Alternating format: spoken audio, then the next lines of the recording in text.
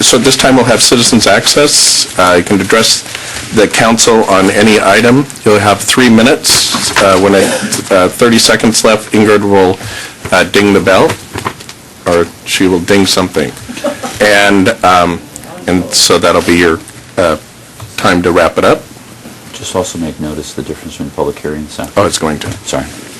So we, just so everyone knows, we have several public hearings, in which case your comments would go on the record about those items. So I hope that you might be able to, if you're here for a public hearing, that you would comment on that during the time for the public hearing on that item.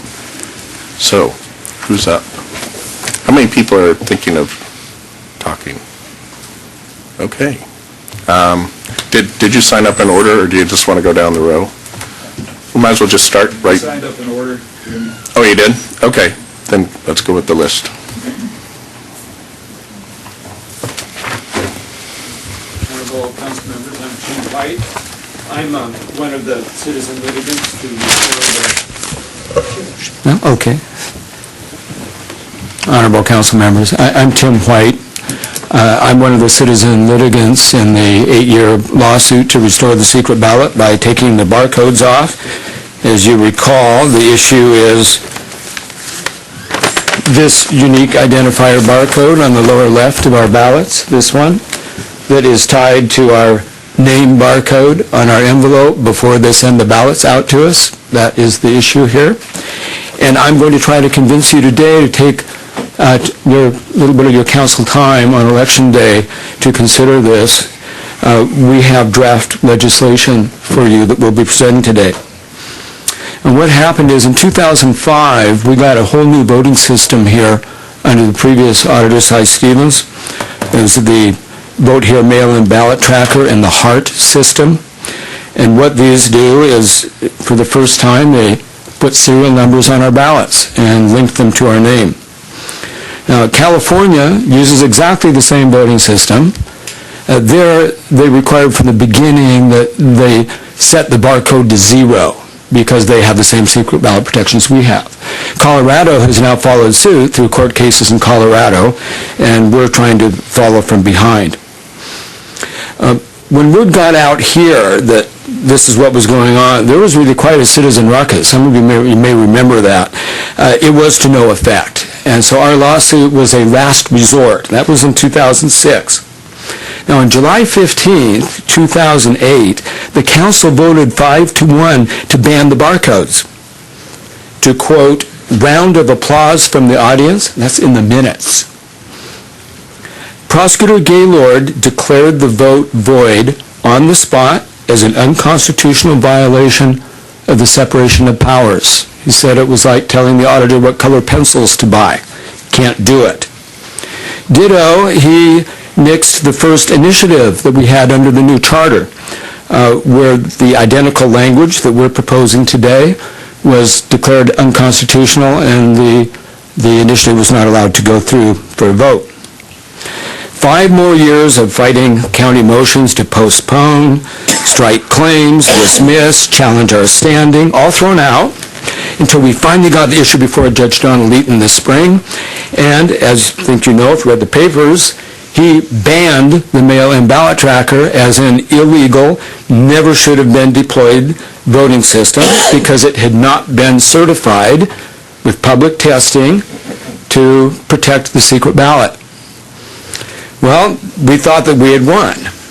But instead of dropping the barcodes off the ballots, instead of submitting mail-in ballot tracker to be tested to see if it did protect the secret ballot, instead, Auditor Henley has opted with this election to outsource the same voting system functions that were declared illegal by Judge Eaton to a new uncertified voting system, that of K&H. Now is outsourced on the mainland, where it's out of reach of anyone to see, and they are the ones now who can link my name to my ballot and find out how I voted. What we are proposing today is exactly the same ordinance which was passed in King County. And this went through the King County staff, the King County Citizens Elections Advisory Committee, the executive of King County elections themselves, and ultimately the King County Council. I'm maybe one of the last ones that's going to argue that we should copy California or Colorado or even King County. What I'm really saying is, let's go back to the first 100 years of an anonymous secret ballot in San Juan County by taking these barcodes off. So the real question is, do you have the authority to do this? And that was what stopped the council before. We have a really simple, free way to find out. We just ask the Attorney General, Bob Ferguson, because as King County Council member Bob Ferguson, he is the one who wrote and sponsored the very same ordinance that we're proposing you pass today. And if you want a second opinion, you can ask Reagan Dunn, who was his Republican opponent last fall, who also was on the council, which voted 9-0 in favor of the same simple ordinance that we're proposing today.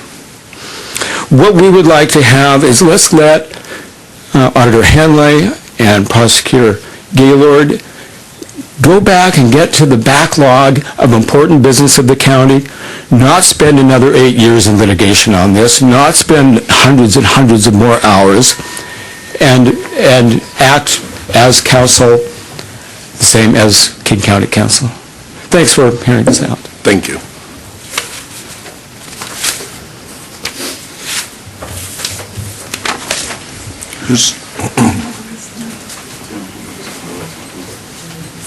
Do we want to ask Mylene about those codes? I think they're gone. We're hand counting ballots now. I think Okay. Go ahead, Tom. Hi, Council. I'm Tom Muncy. I run Friday Harbor Cable, Public Access Channel 19. I want to go over this again a little bit in case you missed it before, plus some new information. You may not know that former Auditor Cy Stevens told County Commissioner Alan Lichter that they were going to take the barcodes off the ballots. He told him that. That never happened. Then you had the vote, as Tim said, to take the barcodes off the ballots, and you were told that you couldn't do that. The commission then, or the council, said, well, let's get another opinion. Let's go to King County and ask them. But that never happened either. They were going to ask somebody from King Council to come up and talk to them. Why that didn't happen, I don't know. If you can't find or you've lost the records of that meeting, I've got it, and I can show it to you. In fact, I may even show it on Public Access TV. So my recommendation is the same as Tim's. If you have doubts about whether you can do this or not, contact the Attorney General and ask him. You'll get a straight answer there without any equivocation. And that's all. I'll put this up on Public Access tomorrow, probably this meeting. And if I have to tell you, if there's no response from anybody that we can detect, I will extract this particular segment from the meeting and put it up on YouTube with an appropriate title. Thank you. Can I ask a quick question, sir? Tom? Yes. Can I ask a quick question? So I've done a little research, and I want to ask some clarity. There's been a reference to King County twice. Yeah? King County, as my understanding, is a charter county, just similar to what we are. Yeah? But the research I found that when this piece of legislation passed their council, they also had an appointed auditor and didn't have an elected auditor. Is that correct? I have no idea. Tim might know. And so the problem is, again, I'm not sure if I'm 100% clear on this, but if there is a non-elected auditor and it's appointed by that council, then council would have influence on how that person acts.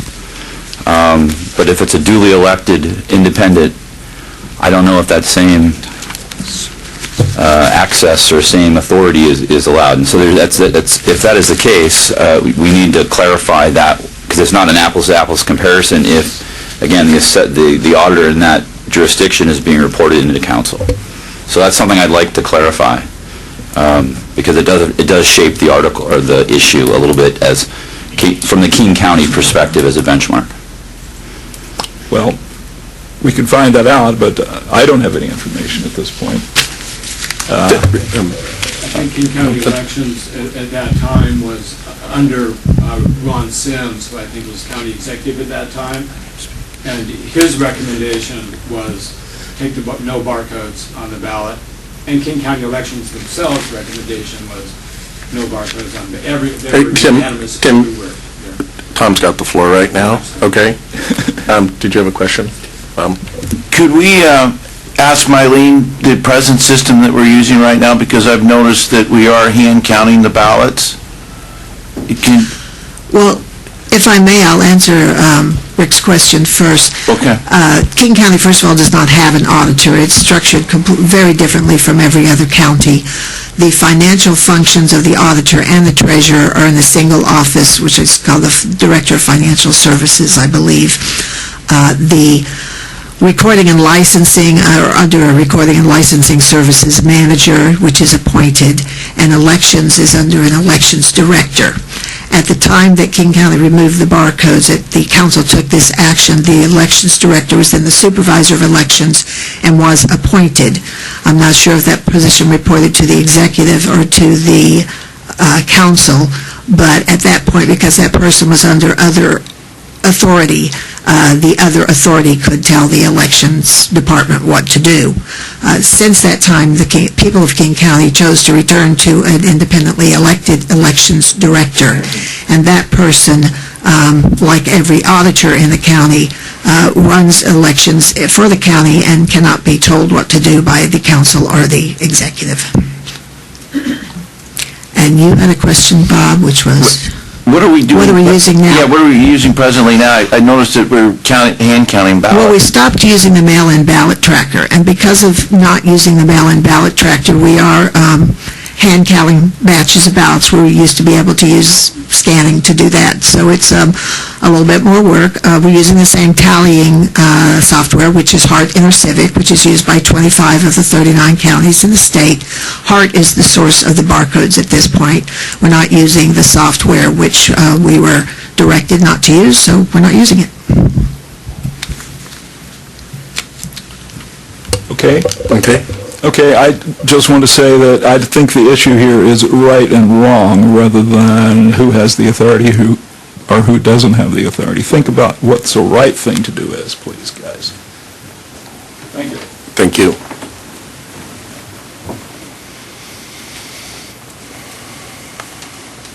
Hello, my name's Alan Rosato, and I'm also involved in this lawsuit. I have a few pieces of paper for you guys. I think, Rick, you said I needed 5 copies. Is that correct? To pass it 3? If you just give it to the clerk. Okay. I'll give you the whole thing. Okay. So in the copies that I'm handing out, one is the ordinance that King County passed.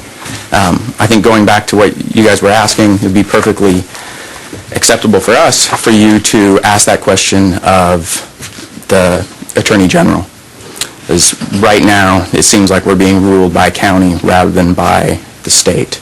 And it just makes sense that we would ask another lawyer, especially since that's not going to cost us anything to find out whether what we're proposing here is appropriate or not.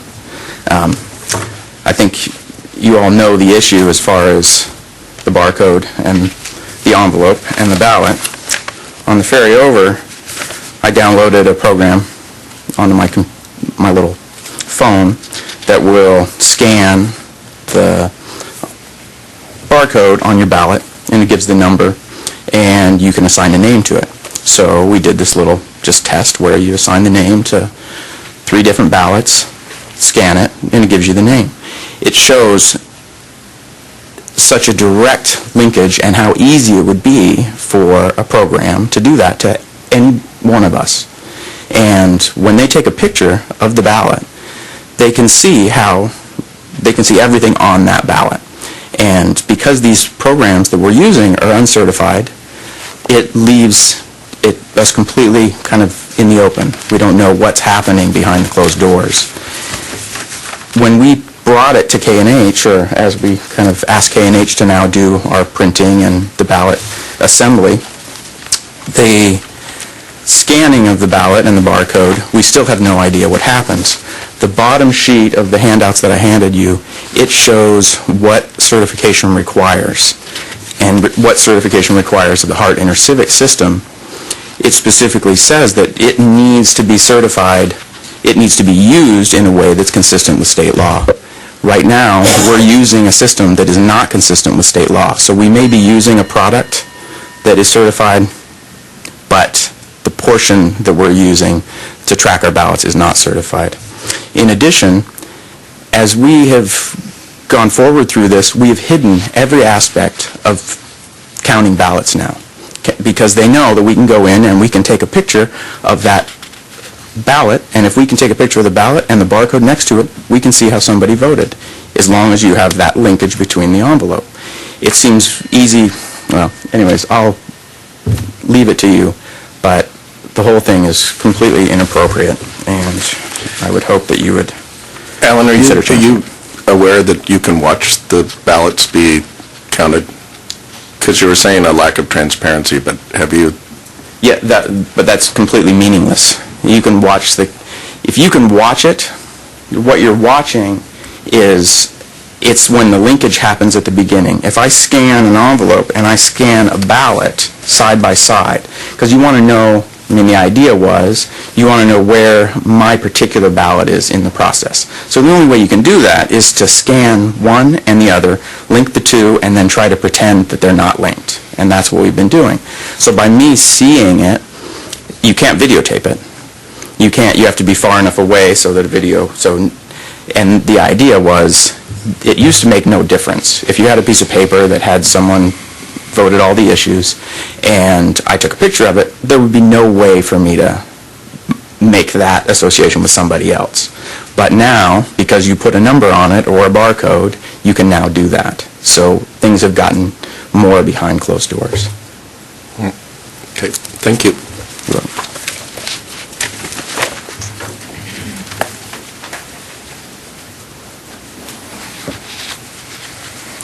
Hi, I'm Lori Benjamin.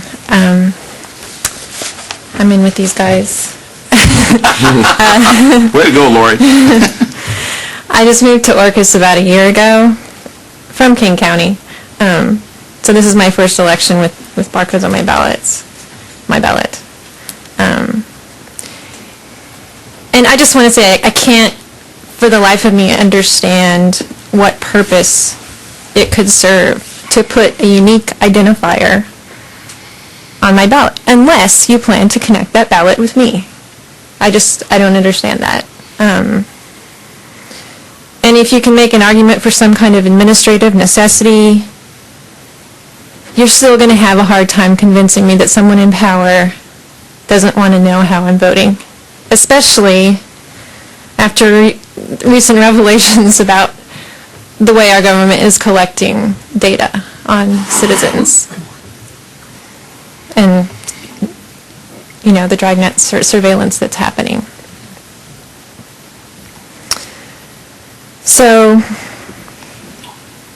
this barcodes issue, I understand, has spent 8 years in the courts. King County avoided that by saying, no, we're not going to put an ID tag on our ballots. I don't know if we can do that or not, but if we can, I would encourage you to do it. It seems like a particularly critical juncture for citizen privacy, for voter privacy. So I just respectfully request that you really look into this and see if you can make some kind of difference. Thank you. Thank you.